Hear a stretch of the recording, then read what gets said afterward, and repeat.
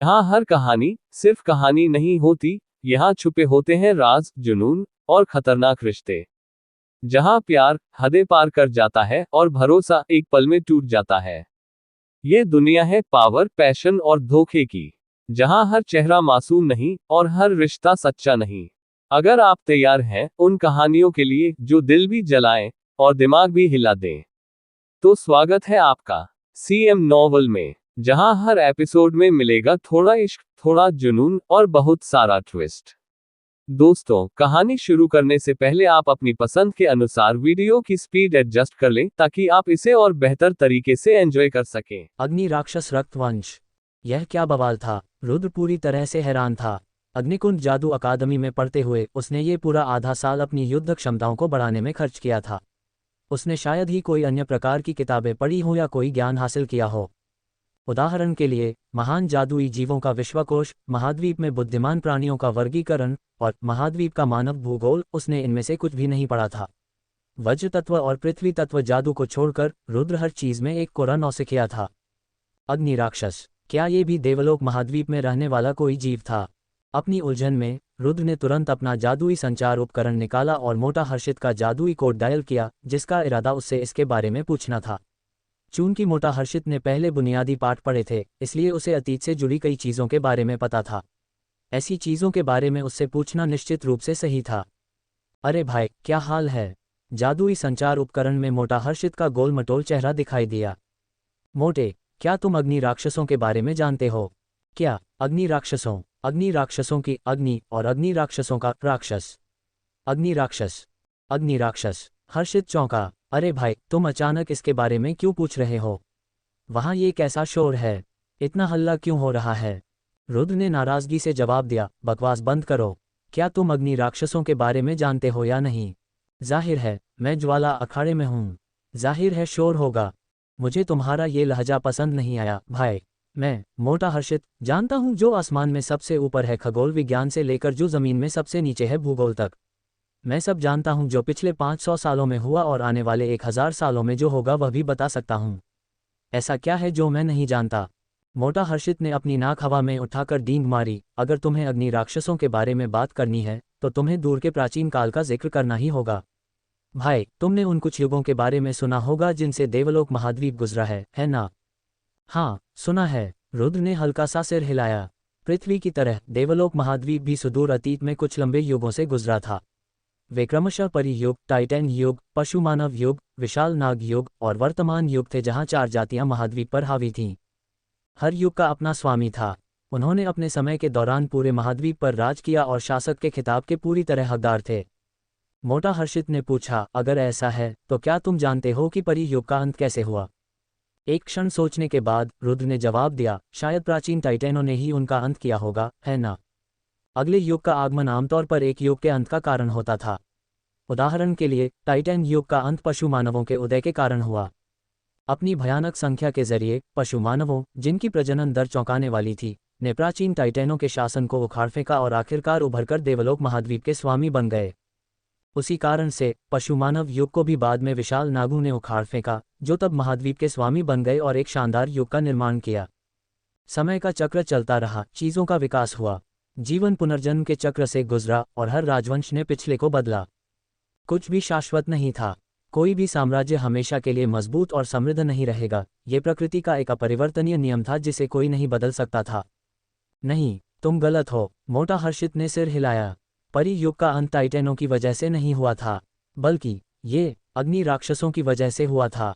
अग्नि राक्षसों की वजह से? रुद्र एक पल के लिए हक्का बक्का रह गया। हाँ, अग्नि राक्षसों की वजह से। मोटा हर्षित ने धीरे से सिर हिलाया और कहा जाता है कि परियुग के दौरान देवलोक महाद्वीप में जंगल भरे थे और जीवन से भरपूर थे और हरियाली जीवंत और प्रचुर मात्रा में उगती थी। पूरे महाद्वीप के 90% से अधिक हिस्से पर घने जंगल फैले हुए थे। उस समय का देवलोक महाद्वीप बहुत सुंदर था। सुंदर परियां जंगल में घूमती थीं, बर्फीले सफेद गेंडा झीलों के किनारे उछलते थे, आकर्षक वृक्ष आत्माएं बागानों में नाचती थीं। हालांकि एक दिन अग्नि राक्षस दुनिया में उतर आए। किसी को नहीं पता था कि वे कहाँ से आए। क्या वे देवलोक महाद्वीप के मूल जीव थे, या क्या वे बाहरी अंतरिक्ष से आए थे, या किसी अन्य जगह से? लोगों को बस इतना पता था कि वे आग में लिपटे थे, उनकी आंखें जल रही थीं और उनके बाल दहकती लपटों की तरह थे। वे जलते हुए जीवों का एक भयानक समूह थे। वे जहां से भी गुजरे जंगल जलकर नष्ट हो गए और हरियाली और लकड़ियों में आग लग गई। लाल जमीन मीलों तक फैल गई।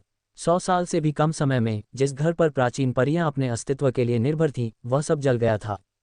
लंबे समय के विरोध के बाद प्राचीन परियों ने महाद्वीप की अन्य जातियों के साथ हाथ मिलाया ताकि उन्मादी अग्नि राक्षसों को रोका जा सके और उन्हें पूरी तरह से नष्ट कर दिया जा सके। हालांकि जहां ये दुश्मन के लिए एक बड़ी विनाशकारी कार्रवाई थी, वहीं इससे उन्हें भी गंभीर नुकसान हुआ। उसके बाद प्राचीन परियां पतन की ओर चली गईं और शक्तिशाली टाइटैनों ने उभरने का अवसर ले लिया।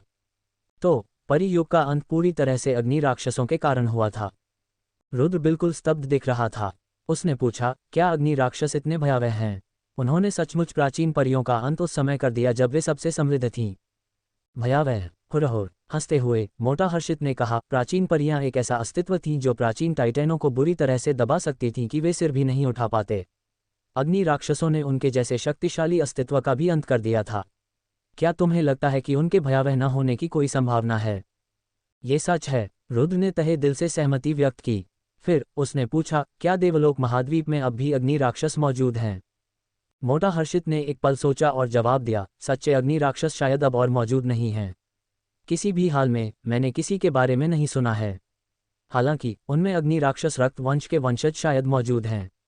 आखिरकार अग्नि राक्षसों ने उस समय देवलोक महाद्वीप में इतने सालों तक तबाही मचाई थी। यह असंभव है कि वे अपने पीछे कोई निशान न छोड़ गए हों। सही। फोन रखने के बाद रुद्र गहरे सोच में पड़ गया। मोटा हर्षित ने जो कहा वह बहुत मायने रखता था। देवलोक महाद्वीप में इतने सालों तक तबाही मचाने के बाद अग्नि राक्षसों ने वास्तव में रक्त वंशज छोड़े थे। ज्वाला बाघ अग्नि राक्षस उन्हीं में से एक था। नहीं तो वह अग्नि राक्षस रक्त वंश को गिरा नहीं सकता था। अब सवाल ये था, क्या अग्नि राक्षस रक्त वंश का कोई उपयोग था? जैसे ही रुद्र इस पर हैरान था, अचानक उसके शरीर में एक असामान्य सनसनी हुई। एक गर्म धारा जो कहीं से भी प्रकट हुई थी, उसके अंगों और हड्डियों में बहने लगी। ओह नहीं! पिछली बार अग्निनाग रक्त वंश को आत्मसात करने के अनुभव के बाद रुद्र जानता था कि क्या होने वाला था, और देरी करने की हिम्मत न करते हुए वह सीधा शौचालय की ओर दौड़ा। स्प्लट स्प्लट। जिस पल उसने शौचालय का दरवाजा बंद किया, एक खूनी लाल लपटें उसके शरीर से उठीं और रुद्र को पूरी तरह से ढक लिया। लाल लपटों के बीच काले रंग की आभा की फुसफुसाहटें मिली हुई थीं, ठीक ज्वाला बाघ अग्नि राक्षस की लपटों की तरह। उसी समय दर्द की एक लहर, लगभग ऐसी जैसे उसे फाड़ रही हो, ने रुद्र के होश पर हमला किया। एक दबी हुई चीख उससे निकल गई और वह लगभग एक दर्दनाक चीख निकाल ही देता। सौभाग्य से, पहले से अनुभव होने के कारण और इस तथ्य के साथ कि उसकी आध्यात्मिक शक्ति मजबूत हो गई थी, रुद्र खुद को चीखने से रोकने में कामयाब रहा। फिर भी ठंडा पसीना लगातार उसके शरीर से बन रहा था और टपक रहा था, और उसका चेहरा दर्द से विकृत हो गया था। यह एहसास सचमुच अवर्णनीय है। रुद्र निराशा से मुस्कुराया। फिर उसकी त्वचा काली पड़ गई और उसकी बाहें लंबी होने लगीं। उसके नाखून आगे बढ़े और उसकी पीठ पर स्टील की सुई जैसे बाल उगाए। उसकी जांघों के पीछे भी एक बैल की पूंछ जैसी चीज उगाए। सबसे नाटकीय बात यह थी कि उसके सिर से 4 नुकीले घुमावदार सींग, 2 लंबे और 2 छोटे उगाए। वे एक मेमने के सींगों की तरह या किसी शैतान के सींगों की तरह दिखते थे और बहुत क्रूर लग रहे थे। मैं फिर से रूपांतरित हो रहा हूँ। पिछली बार यह एक अग्निनाग मानव था, अब क्या होगा? एक अग्नि राक्षस मानव। हालांकि उसके पास व्यंग्य करने की मानसिक शक्ति नहीं थी, फिर भी रुद्र स्पष्ट रूप से महसूस कर सकता था कि उसका शरीर नग्न आंखों को दिखाई देने वाली गति से मजबूत हो रहा था। ये वास्तव में पिछली बार जब वह अग्निनाग रक्त वंश को आत्मसात कर रहा था, उससे बिल्कुल भी कम नहीं था। जारी रखो और मजबूत हो। मजबूत होने की पूरी कोशिश करो। ... अग्नि राक्षस रक्त वंश आत्मसात करने की प्रक्रिया ज्यादा देर तक नहीं चली। ये 15 मिनट के बाद समाप्त हो गई। रुद्र दर्पण के पास गया और अपनी उपस्थिति को घूरने लगा, जिसमें एक बड़ा बदलाव आया था। वह पूरी तरह से अवाक रह गया। कालापन लिए त्वचा, पीली पुतलियां, स्टील की सुई जैसे बालों का गुच्छा, लंबी, पतली और शक्तिशाली बाहें, एक बैल की पूंछ जैसी पूंछ और उसे घेरे हुए लपटें। ये निश्चित रूप से बहुत सुंदर नहीं लग रहा था, वास्तव में ये थोड़ा बदसूरत था। हालांकि ऐसा लग रहा था कि उसकी शक्ति बहुत ज्यादा बढ़ गई थी। मेजबान: रुद्र। जाति: मानव अग्निनाग रक्त वंश और अग्नि राक्षस रक्त वंश शामिल है। धन: 182, 915 स्वर्ण मुद्राएं। शारीरिक संरचना: सप्तम श्रेणी योद्धा 14,878 बटा 50,000। आत्मा: षष्ठ श्रेणी जादूगर 7,102 बटा 10,000। जादू शक्ति: षष्ठ श्रेणी जादूगर 6,919 बटा 10,000। जादू: कुछ वृद्धि। युद्ध ओज तकनीकें: अग्निनाग संहिता।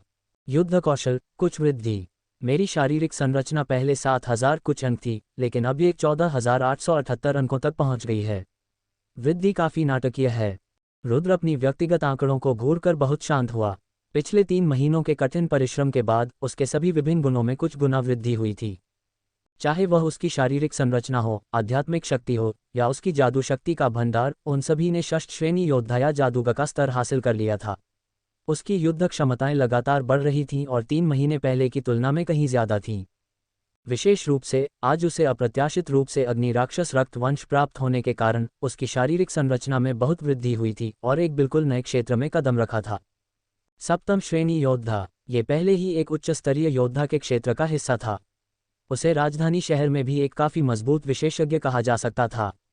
अगर वह किसी दूरदराज के क्षेत्र में जाता तो वह एक क्षेत्र पर भी हावी हो सकता था। मेरी शारीरिक संरचना में वृद्धि के बाद मेरी जादू शक्ति थोड़ी पीछे रह गई है। हालांकि ये ठीक है, अगर मैं चाहूं तो कभी भी आगे बढ़ सकता हूं। रुद्र की दृष्टि अनजाने में धन के क्षेत्र पर पड़ी। वह अपनी स्वर्ण मुद्राओं को बचा रहा था, लेकिन इतने समय से उन्हें इस्तेमाल करने की हिम्मत नहीं जुटा पा रहा था। इस तरह उसने 182,915 स्वर्ण मुद्राओं की विशाल कुल संपत्ति जमा की थी। 182,915 स्वर्ण मुद्राएं इक्वल्स 18,291 गुण अंक। ये रुद्र को सप्तम श्रेणी जादूगर के स्तर तक ले जाने के लिए पर्याप्त था अगर वह उन्हें अभी इस्तेमाल करता। अपनी जादू शक्ति और शारीरिक क्षमताओं दोनों को सप्तम श्रेणी पर रखने से उसकी युद्ध क्षमताएं निश्चित रूप से भयानक हो जाएंगी। हालांकि रुद्र को अनभुनाने की कोई जल्दी नहीं थी। अच्छे संसाधनों को वहीं नियोजित किया जाना चाहिए जहां उनकी सबसे ज्यादा जरूरत हो। अगर वह एक महत्वपूर्ण क्षण के दौरान अनभुनाता है तो भी देर नहीं होगी। उसे जहां भी वह खर्च में कमी कर सकता है वहां किफायती होना चाहिए। कुछ मिनटों के बाद उसके शरीर के भीतर की ऊर्जा धीरे धीरे पूरी तरह से समाप्त हो गई। कमजोरी की एक लहर रुद्र पर आए और वह वापस अपने मानव रूप में बदल गया। रूपांतरण के समय को देखते हुए अग्नि राक्षस रक्तवंश एक मजबूत और शक्तिशाली है जो अग्निनाग रक्तवंश से बिल्कुल भी कम नहीं है। ऐसा क्यों था? क्योंकि रुद्र के शरीर की वर्तमान मजबूती के स्तर पर उसका नाग रूपांतरण केवल 8 मिनट तक चल सकता था। जब वह एक अग्नि राक्षस में रूपांतरित हुआ तो रूपांतरण भी केवल 8 मिनट तक चला। वही शरीर, रूपांतरण का वही समय। यह क्या दर्शाता है? ये दर्शाता है कि अग्नि राक्षस रक्तवंश अग्निनाग रक्तवंश जितना ही मजबूत था। 2 प्रकार के रक्तवंश, अग्निनाग रक्तवंश, अग्नि राक्षस रक्तवंश। निश्चित रूप से मुझे अब एक विशेषज्ञ बनने की क्षमता वाला भी माना जा सकता है ना? रुद्र आज रात अपनी अप्रत्याशित कमाई से बहुत संतुष्ट था। हालांकि उसके गुप्तांगों पर हवा का झोंका और उसका नग्न शरीर उसे असाधारण रूप से शर्मिंदा कर रहा था। अभी अभी एक अग्नि राक्षस में अपने पहले रूपांतरण के दौरान जो लपटें उसने छोड़ी थीं उन्होंने उसके सभी कपड़े फिर से जला दिए थे। काश मेरे पास एक स्थानिक अंगूठी होती। अगर मैं कुछ सेट कपड़े तैयार करके उन्हें स्थानिक अंगूठी में संग्रहित कर पाता तो यह अजीब स्थिति जिसमें पहनने के लिए कुछ भी नहीं है कभी नहीं होती। रुद्र की स्थानिक अंगूठी के लिए इच्छा और भी मजबूत हो गई।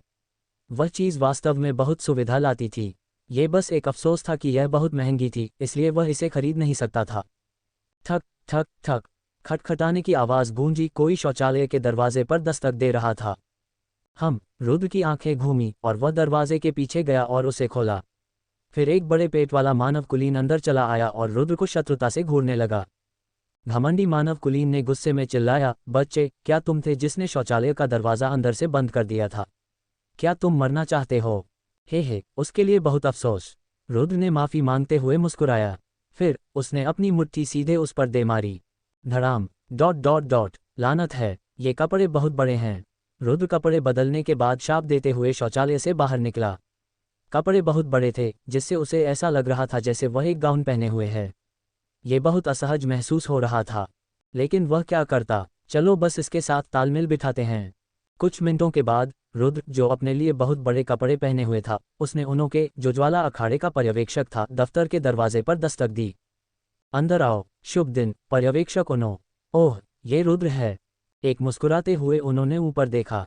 हालांकि जब उसने रुद्र के कपड़ों पर ध्यान दिया तो वह एक पल के लिए चकित हुए बिना नहीं रह सका।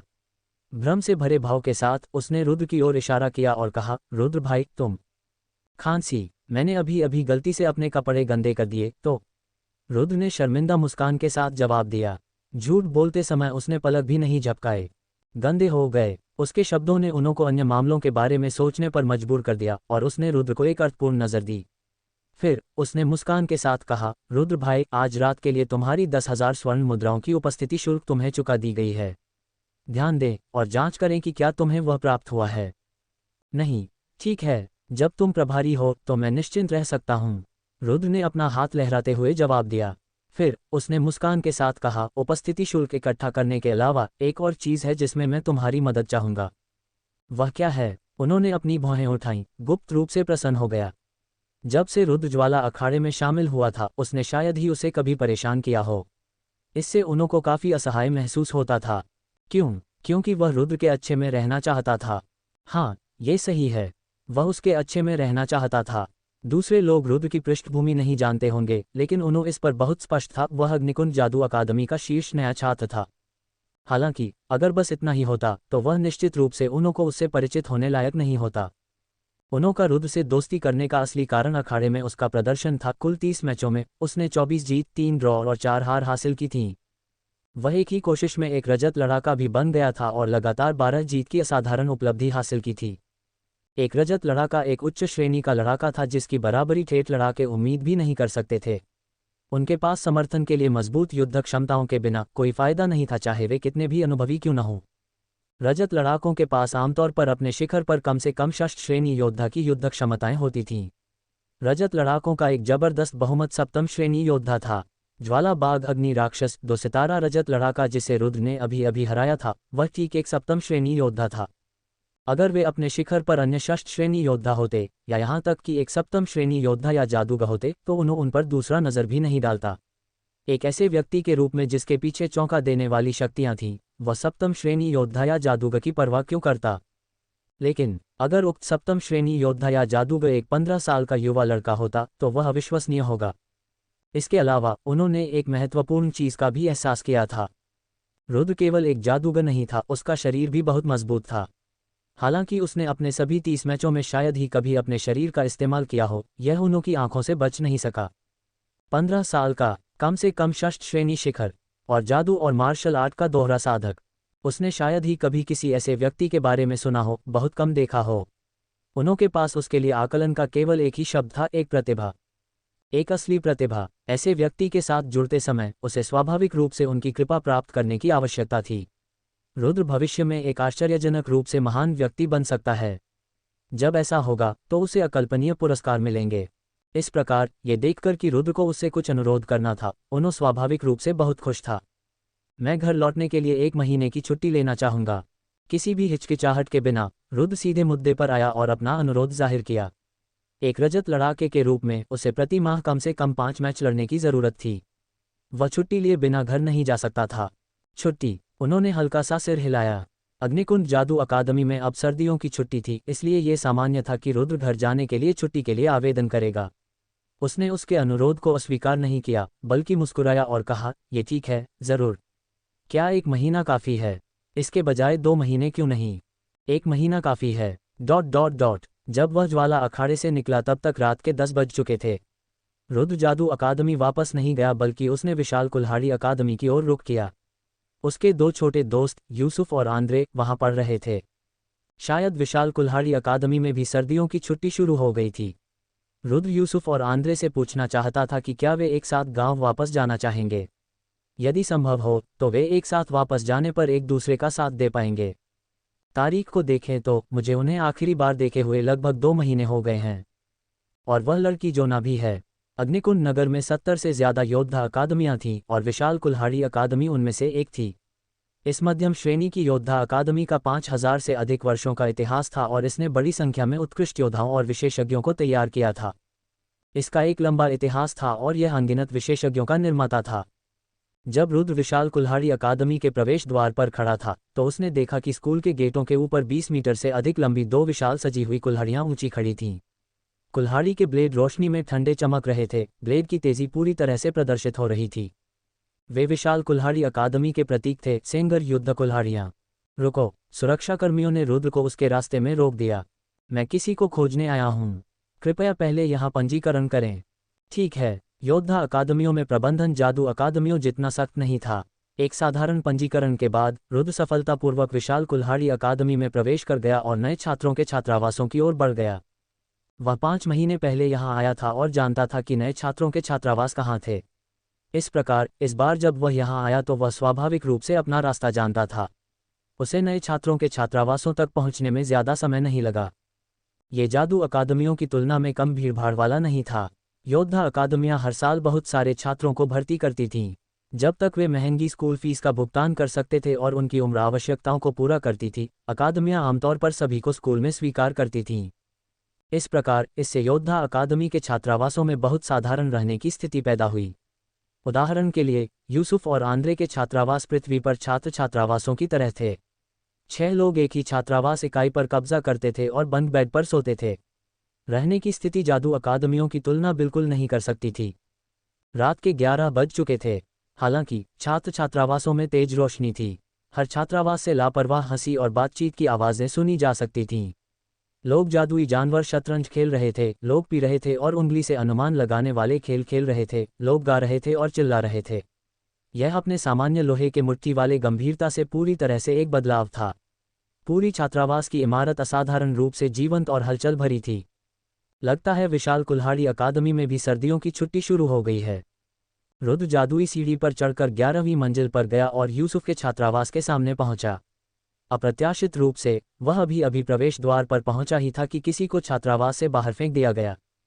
यह विशेष इमारत एक एकल पक्षीय छात्रावास थी। कमरे केवल इमारत के एक तरफ बनाए गए थे, इसलिए दूसरी तरफ खाली हवा थी। अगर कोई उड़ता हुआ बाहर आता है और 11वीं मंजिल से गिर जाता है तो वे निश्चित रूप से बहुत दुखद रूप से मर जाएंगे। देखो, अपनी तेज आंखों और त्वरित सजगता के साथ रुद्र एक पल में उस व्यक्ति के पीछे प्रकट हुआ। उसने एक हाथ से उसे हल्के से पकड़ा और उसे आसानी से वापस खींच लिया। उग! उस व्यक्ति ने खून का एक घूंट उगल दिया, जिसके भीतर कुछ टूटे हुए दांत थे। उसका आधा चेहरा बुरी तरह से सूज गया था और उसकी नाक की पुलिया भी धंस गई थी। वह ईमानदारी से काफी दुखद और दयनीय लग रहा था। यूसुफ! अपने हाथों में उस व्यक्ति को देखकर रुद्र का भाव तुरंत काला पड़ गया। बड़े भाई रुद्र! उसकी आवाज़ सुनकर यूसुफ में एक झटका लगा और वह खुशी और आश्चर्य से भरी आंखों के साथ रुद्र की ओर तेजी से देखा। बड़े भाई रुद्र, तुम यहाँ क्यों हो? जैसे ही उसने बात की, वह दर्द से कराह उठा और अपने चेहरे के एक तरफ पकड़ लिया, इतने दर्द में कि वह हाँफना बंद नहीं कर सका। इसे देखकर उसने अभी सचमुच बहुत बुरी तरह से मार खाई थी। यूसुफ, आखिरकार क्या चल रहा है? रुद्र ने अपनी आवाज़ में जोर से और धीमे स्वर में पूछा। उसका चेहरा गंभीर था। कुछ नहीं, मैं गलती से फिसल कर गिर गया। यूसुफ की आंखें काफ़ी टालमटोल कर रही थीं और उसने जानबूझकर विषय बदल दिया। बड़े भाई रुद्र, क्या तुम्हारी अकादमी में भी सर्दियों की छुट्टी शुरू हो गई है? क्या तुम मेरे साथ घर जाने के लिए मुझे खोजने आए हो? घर जाने के विचार पर यूसुफ बहुत उत्साहित लग रहा था। उसका सांवला चेहरा खुशी से भरा हुआ था। आखिरकार वह केवल 14 साल का था और यह न केवल घर से दूर उसका पहला समय था, बल्कि अवधि भी आधे साल जितनी लंबी हो गई थी। ये तब और भी था जब उसे अकादमी में इस आधे साल के दौरान दूसरों द्वारा धमकाया और अपमानित भी किया गया था। वह वास्तव में इस बिंदु पर घर लौटना चाहता था। मुझे बताओ, वह कौन था जिसने तुम्हें मारा? रुद्र की आवाज़ बर्फीली ठंडी थी जब उसने सवाल फिर से चिल्लाया। अगर वह अभी संयोग से नहीं आता तो यूसुफ सचमुच यहीं से नीचे गिर सकता था। ये 11वीं मंजिल थी। यूसुफ की प्रशिक्षु योद्धा युद्ध क्षमताओं के साथ क्या ये दिया नहीं गया था कि वह टुकड़ों में टूट जाएगा? जब उसने उस बारे में सोचा तो रुद्र के भीतर क्रोध भड़क उठा। वह था जिसने यूसुफ और आंद्रे को अकादमियों में भेजा था। अगर उन्हें कुछ भी होता तो वह खुद के साथ कैसे जी पाता? वह सस्ता और नीच सामान्य आदमी कहाँ है? अपनी गांड वापस यहाँ लाओ और मेरे लिए कुछ पैर धोने का पानी डालो। उसी क्षण छात्रावास से एक तीखी और अभिमानी आवाज़ बहकर आई। यूसुफ इसे सुनकर कांपने के बिना नहीं रह सका। उसका चेहरा गुस्से और आतंक से भरा हुआ था। सस्ता और नीच सामान्य आदमी। रुद्र की आंखें सिकुड़ गईं। उसने एक पैर से आधे बंद दरवाजे को लात मारी और अंदर चला गया। धड़ाम! दरवाज़ा भारी रूप से दीवार से टकराया और एक बहरा कर देने वाला धमाका किया, जिससे छात्रावास के अंदर के लोगों को एक बड़ा झटका लगा। उन्होंने एक एक करके देखा और उनकी आंखें रुद्र पर पड़ीं। बड़े भाई रुद्र, मैं वास्तव में अभी अपनी लापरवाही से फिसलकर गिर गया। किसी ने मुझे नहीं मारा। रुद्र को जबरदस्त गति के साथ दरवाजे को लात मारते हुए देखकर यूसुफ बुरी तरह से डर गया था। उसने तेजी से रुद्र को पकड़ा और कहा, चलो चलते हैं और आंद्रे को खोजते हैं। वह तुम्हें देखकर निश्चित रूप से बहुत खुश होगा। कोई जल्दी नहीं है। रुद्र ने उसे हटा दिया। उसकी तेज और भेदी नज़र छात्रावास में 5 लोगों पर घूमी। वह कौन था जिसने यूसुफ को मारा? तुम्हें आगे आना बेहतर होगा। तुम कौन हो? एक मांसपेशी वाला आदमी जो 2.2 मीटर लंबा था, जिसके सिर पर नुकीले सींग थे और जिसका शरीर एक बैल जितना मजबूत था, रुद्र की ओर चला गया। उसकी मजबूत और अच्छी तरह से बनी छाती की मांसपेशियां लगभग रुद्र के चेहरे के खिलाफ दबा रही थी जब उसने ऊपर से नीचे देखा और जवाब दिया, मैं वह हूं जिसने उसे मारा। क्या हुआ? बड़े भाई रुद्र, चलो चलते हैं। यूसुफ ने रुद्र को पकड़ा और धीरे से कहा, वह ललित है। वह न केवल हमारे स्तर में तीसरे स्थान पर है, बल्कि वह कुलीनता से भी है। वह ऐसा व्यक्ति नहीं है जिसके साथ हम गड़बड़ कर सकते हैं। चलो चलते हैं। रुद्र हिला नहीं। यूसुफ, आज की स्थिति को देखते हुए उसने तुम्हें बार बार धमकाया होगा, है ना? मैं। यूसुफ का मुंह खुला और बंद हुआ। उसने अपनी दुख और क्रोध को छिपाने की बेताबी से कोशिश की, लेकिन जितना उसने किया उतना ही वह अपने आंसू नहीं रोक सका। जैसे कोई बांध टूट गया हो, आंसू उसकी आंखों से बह निकले। धमकाना, यह उससे कहीं ज्यादा था। जो लोग योद्धा अकादमियों में दाखिला ले सकते थे, वे या तो अमीर थे या कुलीन। सबसे खराब स्थिति में भी वे अभी भी काफी अच्छी तरह से संपन्न परिवार थे जिनके जेबों में अतिरिक्त पैसा था। लेकिन उसके बारे में क्या? वह एक सामान्य व्यक्ति से ज्यादा कुछ नहीं था और यहाँ तक कि एक दूरदराज के क्षेत्र से आया था। वह छात्रावास में लोगों के साथ बिल्कुल भी मेल नहीं खाता था। इस तथ्य को अलग रखते हुए कि उसे हर चीज से बाहर रखा गया था, मुख्य बात यह थी कि उसे बार बार धमकाया जाता था। छात्रावास में 5 लोगों में से उनमें से 4 ने उसे धमकाया। उन्होंने लगातार उस पर चिल्लाया और उसे घमंड से आदेश दिया। उन्होंने उससे उनके कपड़े और मोजे धुलवाए, उन्हें पैर धोने का पानी डाला, उनके बिस्तर और मेज को साफ करवाया, उनके लिए भोजन लाया। उन्होंने उसे एक गुलाम की तरह आदेश दिया। लेकिन ये सब नहीं था। मुख्य बात यह थी कि उन्होंने उसे पीटा भी था। जब भी कोई उन्हें नाराज करता था या उसने जो किया वह उन्हें नापसंद होता था, तो वे उसे पीटते थे। वे उसके गाल पर थप्पड़ मारते थे, उसके चेहरे पर मारते थे, उसके सिर को लात मारते थे, उसे घुटने टेक कर माफी मांगने पर मजबूर करते थे। पिछले आधे साल के दौरान वह सभी प्रकार की धमकी और यातना के अधीन रहा था और सभी प्रकार की कठिनाइयों का सामना किया था। वह सब कैसे सिर्फ धमकी शब्द से इतनी आसानी से वर्णित किया जा सकता था? लगता है तुम्हें पिछले आधे साल के दौरान सचमुच सभी प्रकार की धमकी का सामना करना पड़ा है। रुद्र ने अपनी मुट्ठियां भींची और फिर यूसुफ के कंधे पर थपथपाया। उसने बहुत दोषी महसूस किया। पिछले आधे साल के दौरान वह हर समय अपनी युद्ध क्षमताओं को उन्नत करने में व्यस्त रहा था और उसने शायद ही कभी यूसुफ और अन्य 2 पर कोई ध्यान दिया हो। वास्तव में वह लगभग उन तीनों के बारे में भूल भी गया था। आखिरकार वे पुराने रुद्र के साथी थे, उसके नहीं। उन तीनों की उसकी यादें केवल उस अवधि तक सीमित थीं जो वह यहाँ आने के बाद थोड़े से 1 महीने से ज्यादा की थी। ये वास्तव में बहुत कम था। हालांकि रुद्र ने इस क्षण में बहुत दोषी महसूस किया, क्योंकि यूसुफ के लिए वह उसका सबसे करीबी साथी था और एक अच्छा दोस्त था जिसके सामने वह अपनी निराशाएं व्यक्त कर सकता था। हुरहुर, धमकी, मुझे बस उसे धमकाना पसंद है। तुम इसके बारे में क्या करने वाले हो? ललित नामक मांसपेशी वाले आदमी ने अपनी बाहों को पार किया। मैंने न केवल उससे मेरे कपड़े और मोजे धुलवाए और मेरे लिए पैर धोने का पानी डाला, बल्कि मैंने उसे घुटने टेक कर माफी भी मांगने पर मजबूर किया। रुद्र गुस्से में उड़ गया और उसकी हथेली उड़ गई। थप्पड़, तेज आवाज वाला थप्पड़ ललित को हवा में उड़ा ले गया और वह एक बिस्तर में सिर के बल टूट गया जो काले लोहे और लकड़ी से बना था। प्रभाव ने बिस्तर को छोटे टुकड़ों में तोड़ दिया। पूरा छात्रावास तुरंत शांत हो गया। हर कोई ललित को घूर रहा था, जो बिस्तर में टूट गया था, और फिर रुद्र को, जो चुपचाप वहां खड़ा था। किसी की कोई प्रतिक्रिया नहीं थी। ललित इस तरह हवा में मार दिया गया। वह आखिरकार एक चतुर्थ श्रेणी योद्धा था। दहाड़, जब हर कोई हैरान था, ललित ने खून भरी आंखों से जमीन पर थप्पड़ मारा। लानत है तुम पर, सस्ते कचरे के टुकड़े। तुम्हारी हिम्मत कैसे हुई मुझ पर हमला करने की? मैं तुम्हें मार डालूंगा। ललित तुरंत हवा के एक झोंके में बदल गया और रुद्र की ओर दौड़ा। उसकी गति एक चतुर्थ श्रेणी योद्धा के बराबर थी। पलक झपकते ही वह रुद्र के सामने प्रकट हुआ। मर जा, तू सस्ते कचरे का टुकड़ा। ललित ने अपनी पूरी ताकत का इस्तेमाल किया और अपनी मुट्ठी को नीचे दे मारा। यह एक भयंकर चाल थी। यूसुफ की पलकें झपकी जब उसने ये दृश्य देखा और उसका दिल लगभग उसके मुंह से बाहर निकल गया। भाई रुद्र, सावधान, चिंता करने की कोई जरूरत नहीं। रुद्र ने यूसुफ पर मुस्कुराया और लापरवाही से अपना दाहिना हाथ फैलाया। फिर एक धड़ गूंज उठा क्योंकि उसने ललित की मुट्ठी को अपनी हथेली में पकड़ लिया। भयंकर मुट्ठी, भयानक शक्ति और हिंसक आभा, ये सब हवा में गायब हो गया, जैसे मिट्टी का बैल समुद्र में प्रवेश कर रहा हो, फिर कभी दिखाई नहीं दिया। यह कैसे संभव हो सकता है?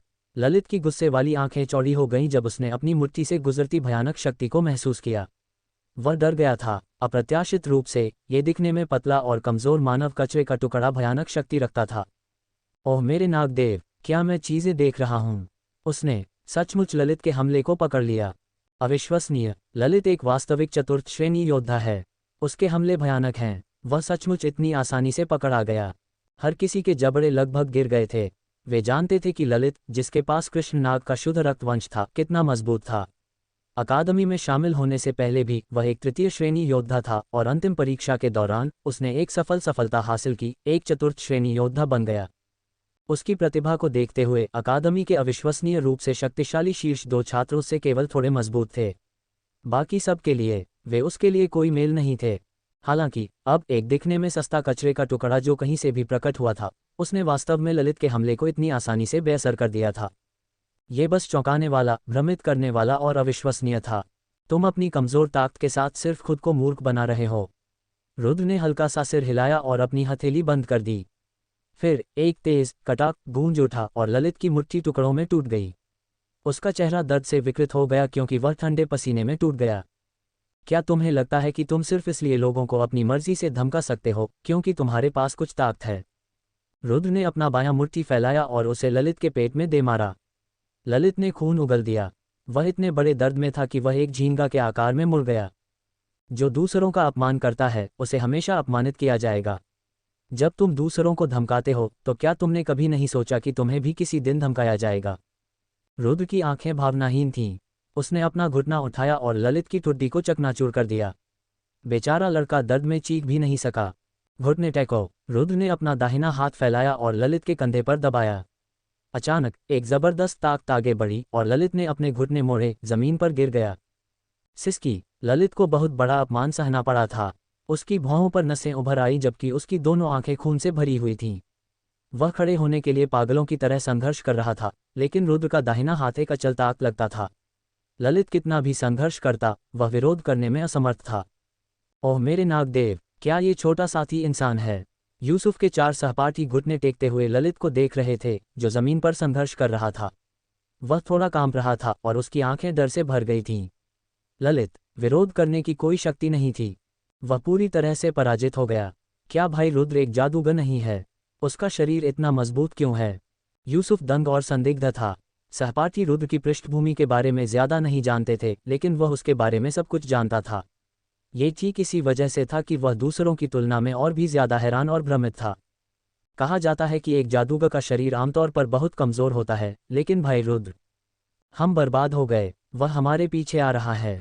4 सहपाठियों में से 3, ललित की तरह, अक्सर यूसुफ को धमकाते थे। इस क्षण में ललित की भयानक स्थिति को देखने के बाद उनके चेहरे डर से पीले पड़ गए। वे आतंकित थे। आमतौर पर जिस चीज से आप सबसे ज्यादा डरते थे वह आपको खोजने के लिए आती थी। रुद्र ने अचानक अपना सिर घुमाया और उसकी भावनाहीन आंखें उन पर पड़ीं। यूसुफ को और किसने धमकाया है? आगे आओ। धड़ाम। जैसे ही यह बयान उसके होठों से निकला, तीनों सहपाठी जेली में बदल गए और डर से लगभग जमीन पर गिर गए। वे बर्बाद हो गए थे। रुद्र उनसे बदला लेने के लिए उन्हें देख रहा था। हमें क्या करना चाहिए? तो तुम में काम करने की हिम्मत है, लेकिन उसे स्वीकार करने की नहीं। रुद्र की आवाज ठंडी हो गई। यूसुफ, वे लोग कौन हैं जिन्होंने तुम्हें धमकाया? उन्हें मुझे बताओ। भाई रुद्र, बस भूल जाओ। यूसुफ एक दयालु और ईमानदार किशोर लड़का था। हालांकि वह अपने सहपाठियों से धमकाने के लिए नफरत करता था, उसे बदला लेने का कोई इरादा नहीं था। यूसुफ, ये स्वीकार्य नहीं है।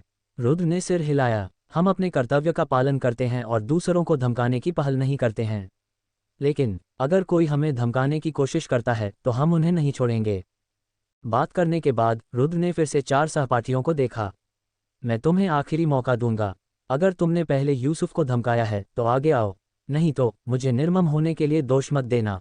मैं एक सुंदर लड़का, जिसका चेहरा पीला था, दांत खड़खड़ा रहे थे और पैर कांप रहे थे, हकलाया। मैंने यूसुफ को पहले धमकाया था। बहुत बढ़िया। रुद्र ने हल्का सा सिर हिलाया। धड़। सुंदर लड़का धड़ से घुटने टेक गया और अपने चेहरे पर खुद को थप्पड़ मारा।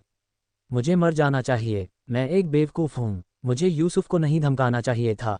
मैं माफ़ी मांगने को तैयार हूँ। मैं क्षतिपूर्ति करने को तैयार हूँ। बस मुझे जाने दो। मैं तुमसे विनती करता हूँ। क्षतिपूर्ति। रुद्र का दिल कांप गया। अगर तुम्हें लगता है कि किसी को धमकाने के बाद कुछ क्षतिपूर्ति देकर सब ठीक हो जाएगा, तो हम किस लिए प्रशिक्षण ले रहे हैं? 10,000 स्वर्ण मुद्राएं नहीं, 30,000 स्वर्ण मुद्राएं। मैं क्षतिपूर्ति के रूप में 30,000 स्वर्ण मुद्राएं देने को तैयार हूँ। मैं गारंटी देता हूं कि मैं यूसुफ को फिर कभी नहीं धमकाऊंगा। सुंदर लड़का रोते हुए चिल्लाया। वह अपने पैंट को गीला करने से बस एक कदम दूर था। 30,000 स्वर्ण मुद्राएं। क्या तुम्हें लगता है कि तुम एक भिखारी को भगा रहे हो?